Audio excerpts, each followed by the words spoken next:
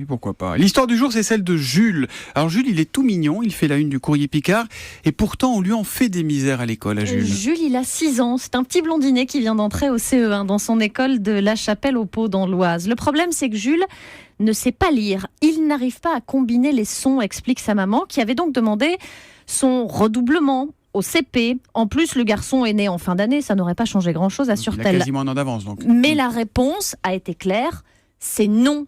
Jules passe en CE1. Aujourd'hui, on ne redouble plus. Et ce sont donc ses parents qui doivent lui apprendre à lire. Chaque soir, il apprend des sons, des mots, 5 en moyenne, là où les autres en apprennent 10. Alors c'est vrai qu'en classe, la maîtresse a promis de porter une attention particulière à l'enfant, sauf qu'il n'est pas seul, s'inquiète sa mère, et le Courrier Picard de s'interroger. L'école ne fabrique-t-elle pas les illettrés de demain ? Non, assure un enseignant, l'illettrisme se construit bien avant le CP.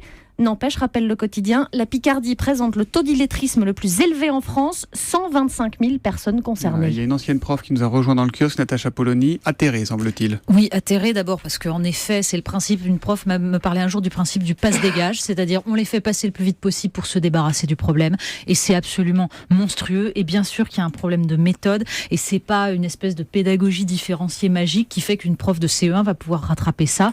Il faut vraiment prendre en main le problème. Voilà.